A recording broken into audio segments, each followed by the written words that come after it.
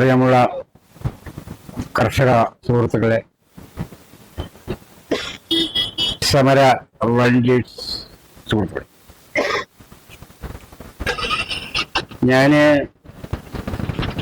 ഇത് രണ്ടാം തവണയാണ് നമ്മൾ കർഷകരോടത്തിലുള്ള കാശിന് വേണ്ടി സമരം നയിക്കുന്ന കർഷകർക്ക് ഐക്യദാർഢ്യം പ്രഖ്യാപിക്കാനും ഒപ്പം തന്നെ ഈ സമ്മേളനം ഉദ്ഘാടനം ചെയ്യാനാണ് ഞാൻ വയനാട്ടിലൂടെ എത്തി. ആരോഗ്യപരമായി വളരെ വിഷമുണ്ട്, ക്ഷീണമുണ്ട്, ഒക്കെ ഉണ്ട്. പക്ഷെ എന്നിരുന്നാലും ഒരു കർഷകന്റെ നൊമ്പരം അത് വലിയ നൊമ്പരമാണ്. അതുകൊണ്ട് തന്നെയാണ് ഞാനും ഇതിലേക്ക് പങ്കുചേരാൻ വന്നത്. തീർച്ചയായും നമുക്കറിയാം, 5 ദിവസമായി സമരം ഇവിടെ നടന്നുകൊണ്ടിരിക്കുക. നമുക്ക് കേന്ദ്ര ഗവൺമെന്റ് ആണെങ്കിലും കേരള ഗവൺമെന്റിനോടാണെങ്കിലും ഒരു ദുഃഖസത്യം, യാഥാർത്ഥ്യം പറയാതിരിക്കാൻ പറ്റില്ല. കാരണം തിരുവോണം വരികയാണ്. നമ്മുടെ കൊച്ചുമക്കൾക്കൊരു ഉടുപ്പ് വാങ്ങാൻ അവര് വളരെ ആർത്തിയോടെ കാത്തിരിക്കുന്നുണ്ട്. തിരുവോണം വരുന്ന നല്ലൊരു ഉടുപ്പ് കിട്ടും, മറ്റും വാങ്ങും. മാത്രമല്ല, അവർ ഈ വിഷമഘട്ടമൊന്നും അവർക്കറിയില്ല. അവർക്ക് തിരുവോണത്തിനൊരു ഉടുപ്പുണ്ടാവണം, മറ്റുള്ള കുട്ടികളുടെ ഇടയിൽ കളിക്കാനുള്ള ഷൂവും ചെരുപ്പൊക്കെ ഉണ്ടാവണം. പെൺകുട്ടികളാണെങ്കിൽ അവർക്ക് വളകൾ വേണം, കൺമഷി വേണം. ഇതൊക്കെ വാങ്ങിക്കണം. എങ്കിൽ അച്ഛൻ്റെ അടുത്ത് എവിടെ കാശ് ഇവർ കൊടുത്താലല്ലേ? അപ്പൊ അതുകൊണ്ട് എനിക്കൊന്നേ പറയാനുള്ളത്, തിരുവോണ നാളിന്റെ മുന്നായി, ഉത്രാടത്തിന്റെ മുന്നേയായി ബഹുമാനപ്പെട്ട മന്ത്രിമാരുടെ ഒരു അപേക്ഷയുണ്ട്.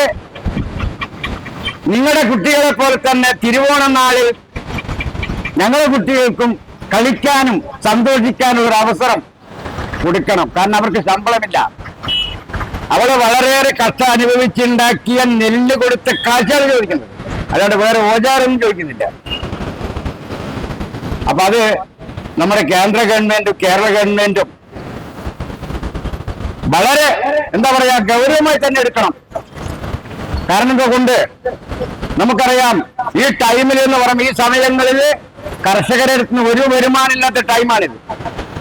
നമ്മൾ കൃഷിയിലേക്ക് അങ്ങോട്ട് കാശ് മുടക്കാൻ അല്ലാതെ ഇപ്പൊ ഒരു വരുമാനം കർഷകനെ സംബന്ധിച്ചിടത്തോളില്ല. അപ്പൊ അങ്ങനെയുള്ള ഒരു കർഷകന് നല്ലൊരു തിരുവോണം വരുമ്പോൾ നമ്മുടെ കുട്ടികൾക്ക് ഒരു സന്തോഷം അറിയിക്കാനും പങ്കെടുക്കാനും എന്തെങ്കിലും നക്കാത്ത കാര്യങ്ങൾ കൊടുക്കണേ എന്നാണ് പ്രാർത്ഥിക്കുക നിങ്ങളോട്. അതെ, കാരണം ഇതൊരു പ്രകോപനപരമായിട്ടുള്ള സമരമല്ല, സഹതാപമായ സമരമാണ് ഇവിടെ നടക്കുന്നത്. ആരുടെ മേക്കെട്ട് കയറാനില്ല. കാരണം ഈ 90 വയസ്സുള്ള പ്രായമുള്ള കാരണന്മാരല്ലേ സമരത്തിന് വരുന്നത്. അവരുണ്ടോ ഈ അടിയും പിടിയും ബഹളത്തിന് പോകുന്നു? ഒന്നുണ്ടാവില്ല. അപ്പൊ അങ്ങനെ ഒരു ദുഃഖത്തോടുള്ള ഈ സമരത്തിന് എനിക്കൊന്നേ പറയാം, നമ്മളെ ബഹുമാനപ്പെട്ട മുഖ്യമന്ത്രിയും അതുപോലെ തന്നെ പ്രസാദ് സാർ കൃഷി വകുപ്പ് മന്ത്രിയും ഇവരൊക്കെ ദയവ് ചെയ്ത് കണ്ണു തുറക്കണം എന്നാണ് എനിക്ക് ഈ അവസരത്ത് ഒരു പരമ്പരാഗത കർഷകൻ എനിക്ക് അഭ്യർത്ഥിക്കാറുണ്ട്. വെറുതെ വഹിക്കുന്നതല്ല. ഇപ്പൊ നമുക്കറിയാമല്ലോ, തിരുവോണം എല്ലാവർക്കും ആഘോഷമുള്ളതാണ് കേരളത്തിൽ. അത് എത്ര കാലം വിറ്റ് ഉണ്ണണം എന്നാണ് നമ്മളെ പഴമൊഴി പറയുന്നത്. പക്ഷെ കാണാനും വിൽക്കാനും പോകണ്ട, നമ്മൾ കൊടുത്ത സാധനത്തിന്റെ പൈസ തന്നാ മതി.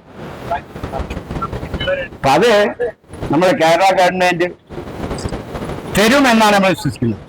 കഴിഞ്ഞ പ്രാവശ്യം വന്നപ്പോ ഏകദേശം 120 കോടി രൂപ മറ്റേ കിട്ടാനുണ്ടെന്ന് പറഞ്ഞു. ഇപ്പം വന്ന് നോക്കുമ്പോ 80 കോടിയോ മറ്റേ കിട്ടാനുണ്ടെന്ന് പറഞ്ഞു.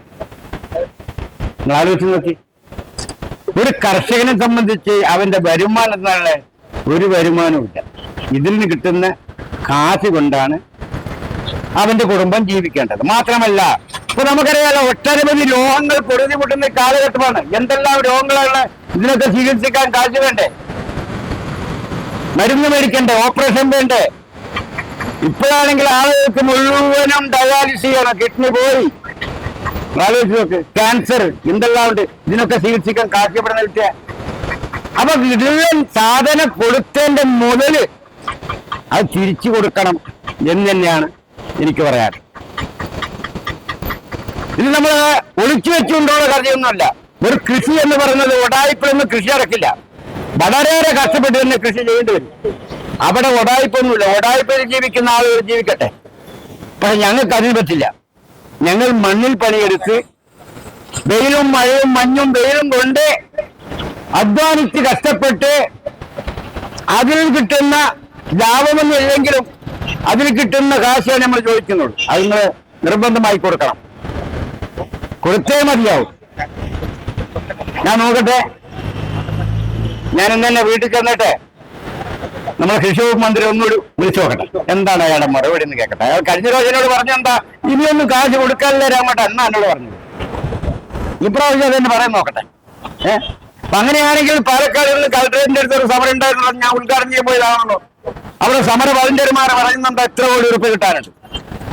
അത് മാത്രം കേരളത്തിൽ മാത്രമല്ല, കേരളത്തിലെ എല്ലാ ജില്ലയുണ്ട്, ആലപ്പുഴയുണ്ട്, എല്ലാ ജില്ലകളിലും കൊടുക്കാനുണ്ടെന്നാ പറഞ്ഞു. നിങ്ങൾ ആലോചിച്ച് നോക്ക്. ഞാൻ കൂടുതലും അങ്ങോട്ടൊന്നും പറയുന്നില്ല, പക്ഷെ അത് വളരെയേറെ മോശമാണ് എന്ന് എനിക്ക് ഈ അവസരത്തിൽ പറയാം. ഒരിക്കലും അങ്ങനെ ചെയ്യാൻ പാടില്ല.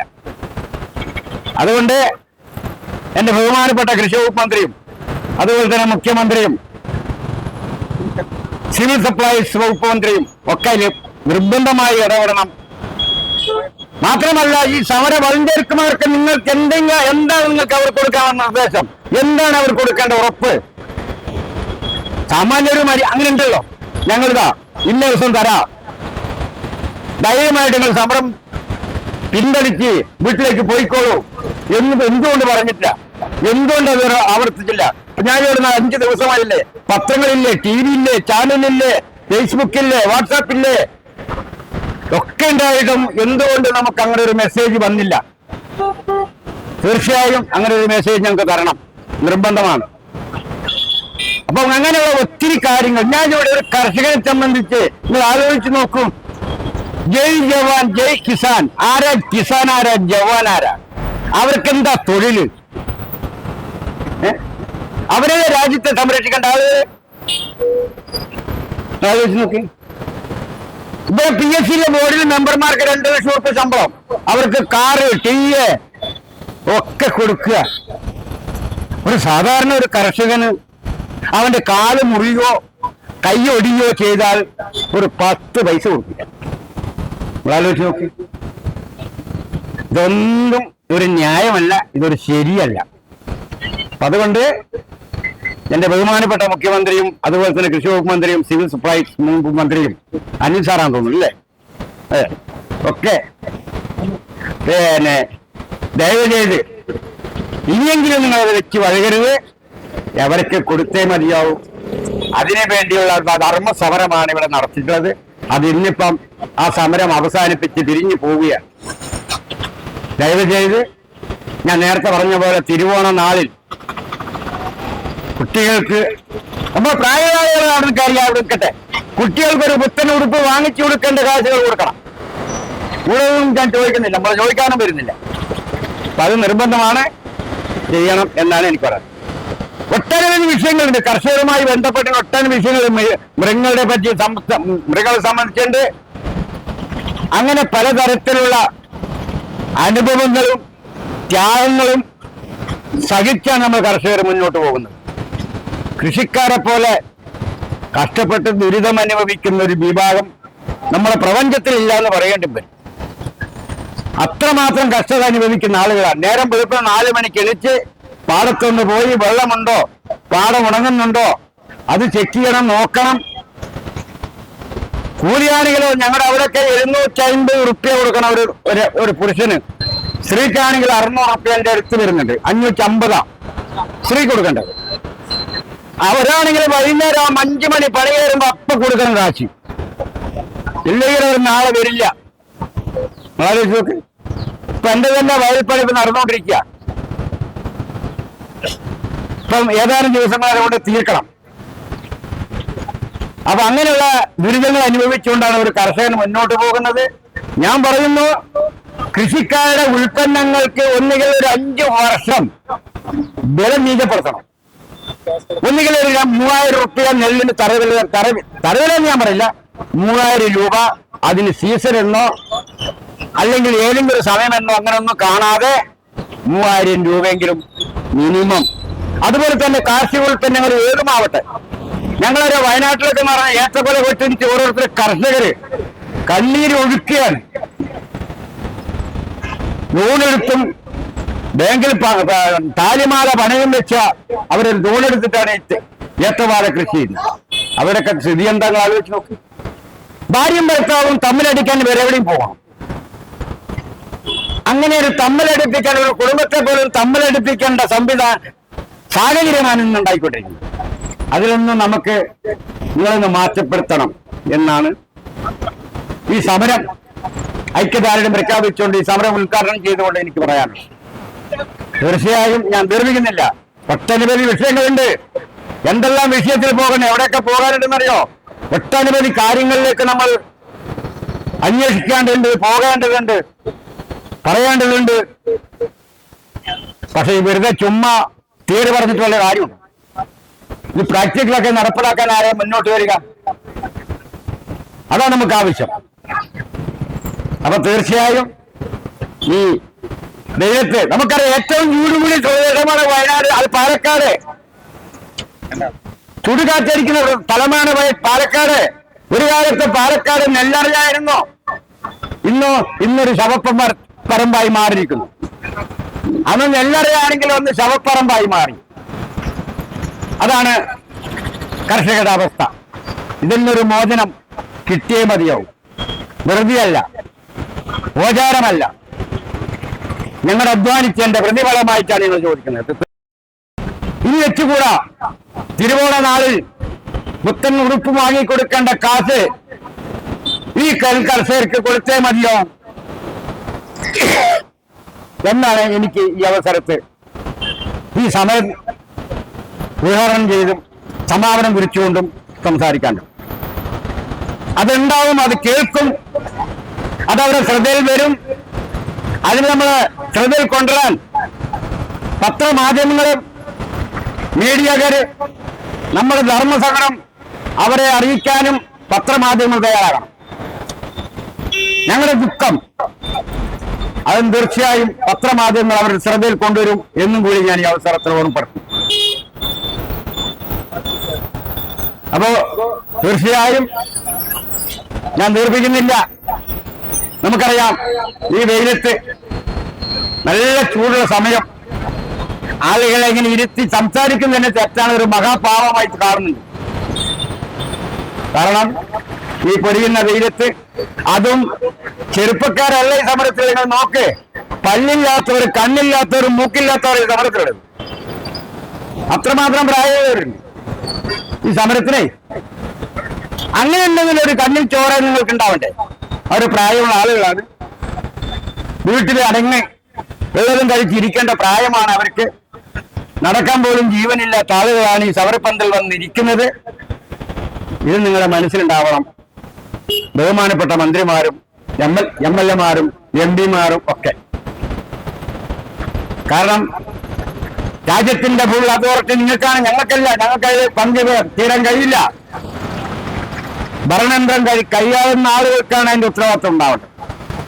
തീർച്ചയായും അത് നിങ്ങൾ പാലിക്കും, നടപ്പിലാക്കും എന്ന ഒരു ഉറച്ച വിശ്വാസം ഉണ്ട് എന്ന് ഞങ്ങൾക്ക് തോന്നുന്നു. അപ്പൊ അതുകൊണ്ട് എന്റെ പ്രിയപ്പെട്ട മിനിസ്റ്റർമാരോടും അതുപോലെ തന്നെ ജനപ്രതിനിധികളോടും ഏതെങ്കിലും ഒരു എം.എൽ.എ. നിയമസഭയിൽ അത് ഉന്നയിക്കണം. ഇങ്ങനെയാണ് കർഷകരുടെ സമരം പോകുന്നത്. അതുകൊണ്ട് അവർ എത്രയും വേഗം അനുരഞ്ജന സംഭാഷണത്തിനും ചർച്ചയ്ക്കും തയ്യാറാകണം എന്ന് നിങ്ങൾ നിയമസഭയിൽ ഉന്നയിക്കണം എന്ന് നമ്മളെ ബഹുമാനപ്പെട്ട എം.എൽ.എമാരോടും ആവശ്യപ്പെട്ടു. തീർച്ചയായും അത് ഉന്നയിക്കണം എന്നാണ് ഞാൻ വിശ്വസിക്കുന്നത്. കാരണം ഇതെല്ലാം ഒന്നും രഹസ്യമല്ല, എല്ലാം പരസ്യമാണ്. ഒരു രഹസ്യ അജണ്ട ഉണ്ടാകത്തില്ല.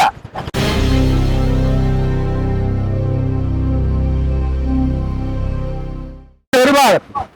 കാലാവസ്ഥ വ്യതിയാനം കൊണ്ട് കാർഷിക രംഗം അപതാളത്തിലാവുന്നു. ഇത് മറുഭാഗത്ത്. നിങ്ങൾ ആലോചിച്ച് നോക്കി, പ്രകൃതിയിൽ നടക്കുന്ന പ്രതിഭാസങ്ങൾ. കഴിഞ്ഞ ഒരാഴ്ച ഒരു സൗണ്ട് ഉണ്ടായില്ലേ, അത് നമ്മളെ പാലക്കാട് നിങ്ങൾ ഈ പ്രദേശത്തൊക്കെ എത്തിയാണെന്നാ പറഞ്ഞു. എന്റെ വീടിന്റെ അടുത്തൊക്കെ ഒരു വൈബ്രേഷൻ ഉണ്ടായിട്ടുണ്ട്. അങ്ങനെ ഒരു വൈബ്രേഷൻ ഉണ്ടായാണെങ്കിൽ 5 നിലയും 6 നിലയും കെട്ടിടത്തിൽ സ്ഥിതി എന്താണെന്നാണ് പറയുന്നത്.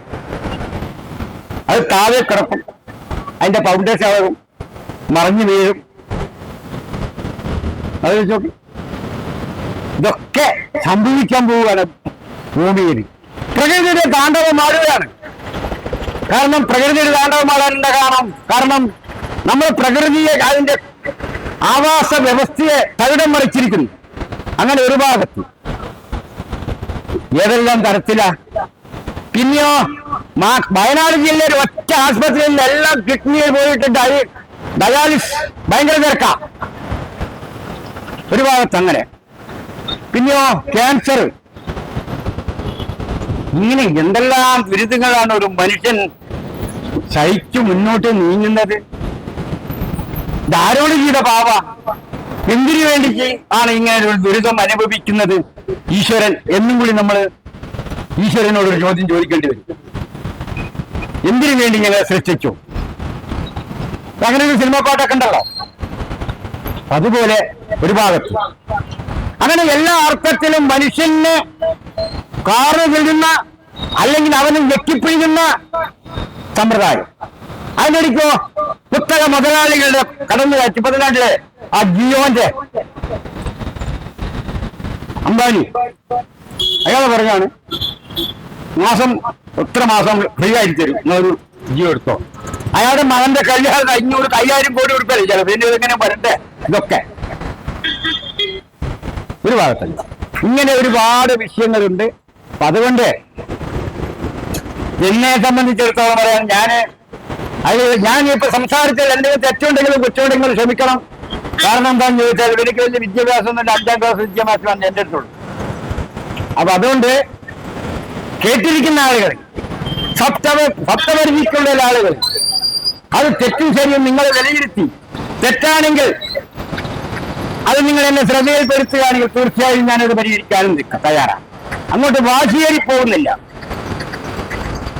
അപ്പൊ തീർച്ചയായും ഈ വൈകവേളയിൽ പ്രായമുള്ളവരെ ഇരുത്തിക്കൊണ്ട്, എന്നെക്കാളും പ്രായമുള്ള ആളുകളുണ്ട്, അവരെ ഇരുത്തിക്കൊണ്ട് ഒരു ശിക്ഷ നടപടി പോലെ ഞാൻ സംസാരിച്ച് അവരെ ഇരുത്തുന്നില്ല എന്നുകൂടി ഞാൻ ഓർമ്മപ്പെടുത്തിക്കൊണ്ട് ഒരു പരമ്പരാഗത കർഷകൻ നൽകി എല്ലാവിധ ഭാവങ്ങളും ആശീർവാദങ്ങളും ഐക്യദാർഢ്യം പ്രഖ്യാപിച്ചുകൊണ്ട് ഈ സമരം ഇന്നിവിടെ സമാപനം കുറിക്കുകയാണ്.